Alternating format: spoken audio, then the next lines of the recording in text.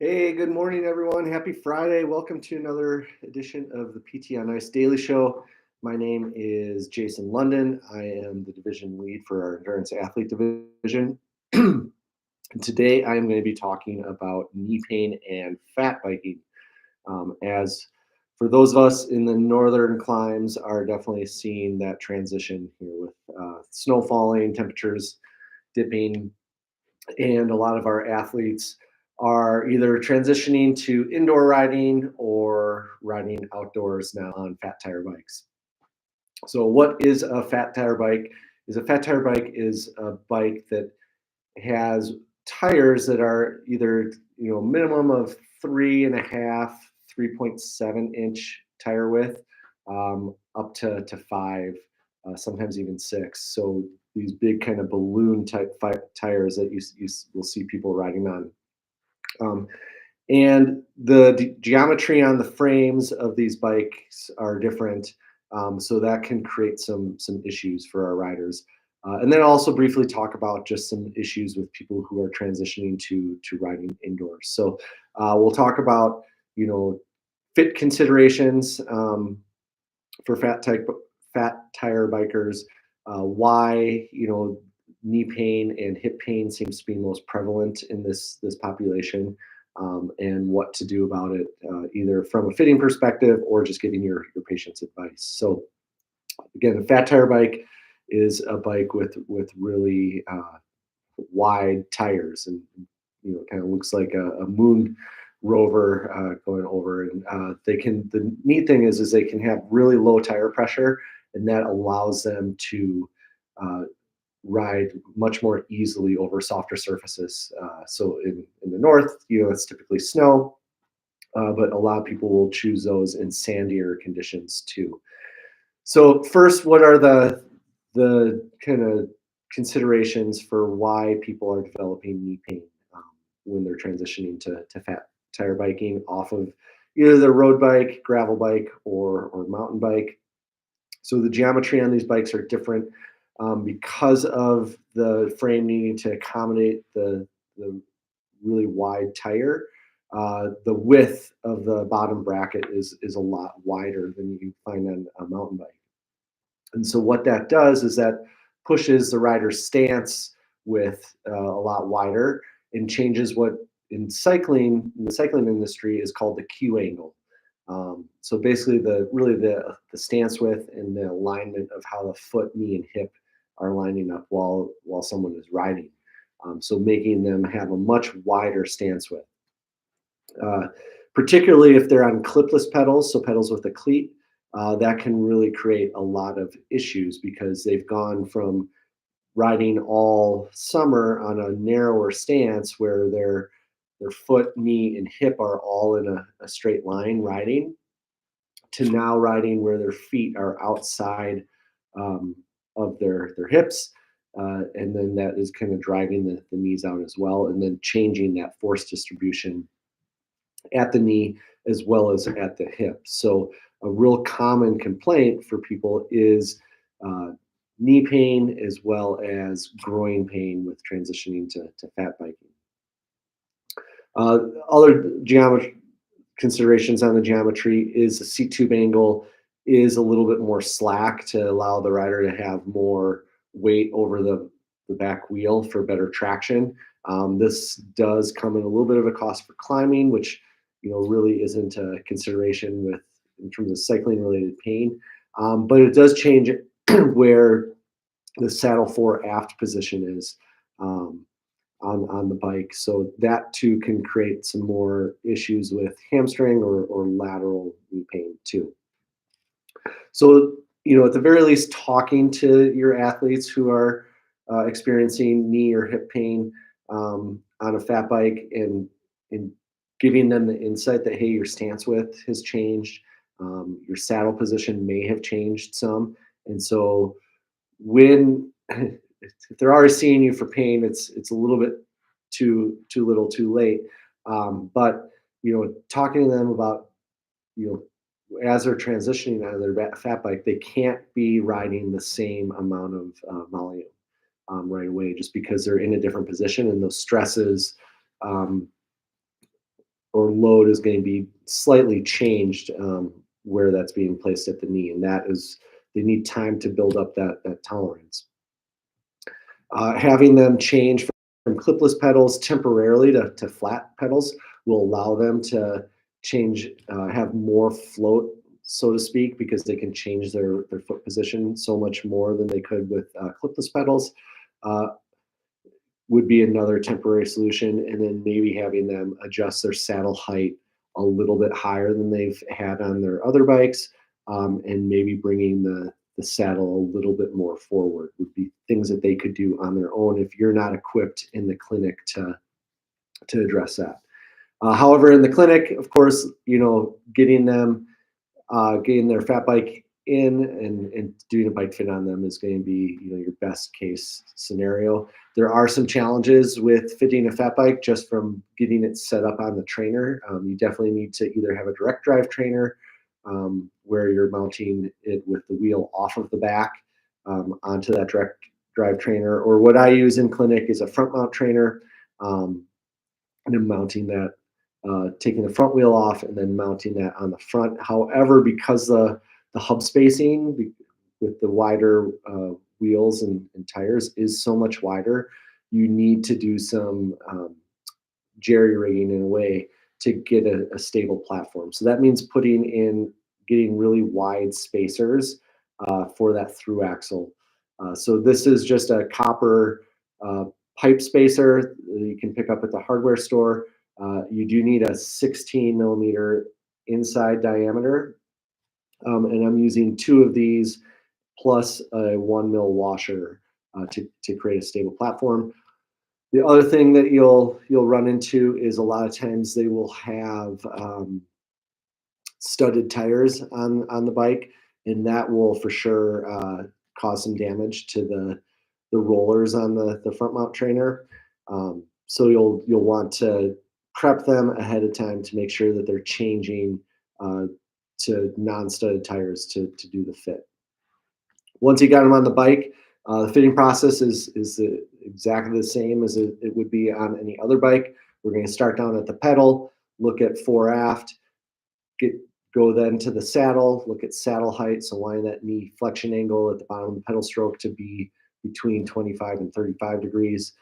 Then looking at saddle fore aft, looking for that knee with the foot in the forwardmost position to be over the pedal spindle, so where the pedal's going into the crank arm, to a couple centimeters in front of the crank arm. So we have windows on all of these things, so we can make an adjustment and then see what the treatment response is from the patient, both subjectively as well as what you're looking at objectively.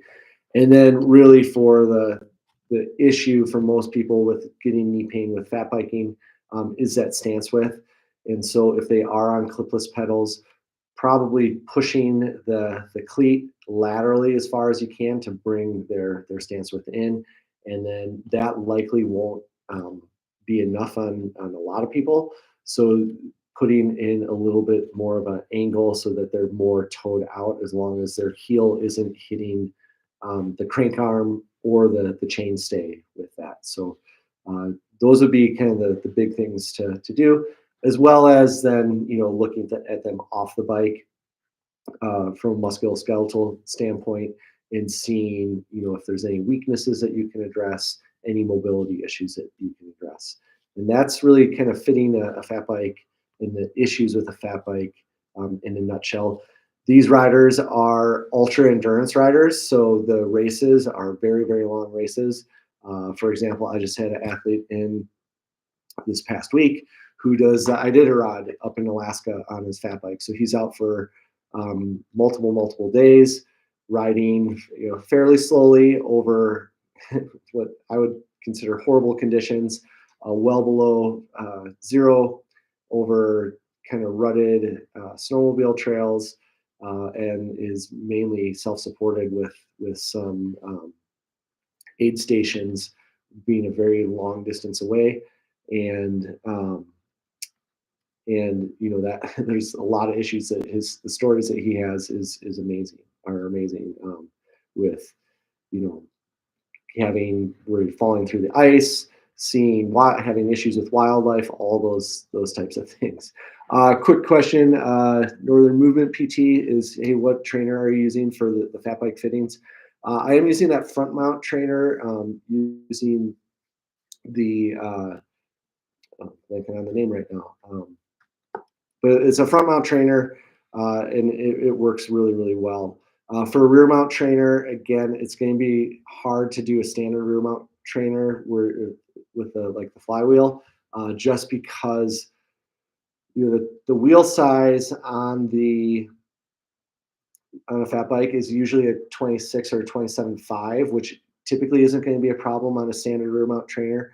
However, because of the tire width, it changes the overall diameter of the wheel, and so it won't accommodate that. And then sometimes the width of the hub or the through axle is too wide, and you can't get it on. So if you're using a rear mount trainer, there's one available out of a company from Portland. And I'll drop the names in the notes, which should accommodate that. Or alternatively, you could have them put on a different wheel on the back to fit a standard rear mount trainer.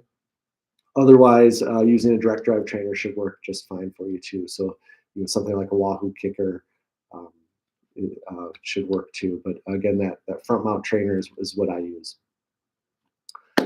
So again, for fat biking, knee pain is very, very common as they're transitioning because of the changes in the geometry of the bike, and it's changing the distribution of the load at the knee as well as the hip. So hip pain would kind of be the second most common complaint that I see, and best first is the education on load management, and that they just need to decrease their volume and allow that tissue tolerance to build up. And then second would be really getting them on the bike, and making changes, particularly to the stance width if you can. And then second, I'd say the saddle height and saddle position. And then third would be looking at them off the bike, looking at, from a musculoskeletal standpoint, how you normally would in outpatient orthopedics. Also, just as a quick bonus, if you say per se, if people are transitioning, from riding outdoors to riding indoors, that also is a really good time for them to have a bike fit, because when they're riding indoors, they're in a much more stationary position, even if they're road biking, even if they're doing a lot of time on their TT bike on the road, outside. They're just in a much more stationary position on their indoor trainer. So it's good to really have them get their fit dialed in with that. Or I guess if they're also going to a stationary bike like a Peloton or something like that, it's good to get them dialed in on that. What I found works really well for doing those stationary bikes is doing a visit via telehealth, and it's very easy for the patient or the client to make the adjustments on a stationary bike. You can walk them through that. It's just they need to make sure that they are setting up their video perpendicular to the frame of reference, so you can really see what's going on, and that works really well. So thanks for the attention today. I know it's a little very niche, talking about fat bikes and pain associated with that, but I know there definitely are a lot of you, particularly in the northern climates, Minnesota, Michigan, some out west here too, who see quite a few people who are doing fat biking, and probably seeing people with knee related pain for that. Just some things on upcoming courses from the endurance division with ICE. Remember, now is your time to lock in 2024 prices for any 2025 courses. So our first course kicking off is our Rehabilitation Injured Runner online course. We'll be kicking off that first week of January. That is filling up. So if you're thinking of wanting to take that right away in the new year, head over and get signed up for that. And then our first live courses are going to be in February. We have Rehabilitation Injured Live in Colorado. which is also filling up. So head over for that. Rehabilitation or the professional bike fitting um, course is going to be in Arizona, in Phoenix, also in February. So we want some sun, want to get some riding time outside. Great course. And if you're not currently doing bike fitting with your endurance athletes, that is a huge part. If they're cycling, of their rehab and addressing their issues. So really recommend you getting on board with that. And it's a really fun um, kind of distraction from the normal day to day that you're typically doing in outpatient orthopedics, where now you're getting out wrenches, changing things on that. So, again, thank you for the attention today. I'll drop the trainer that I use in the notes, as well as that wider rear row trainer, and reach out with any questions. Bye, y'all.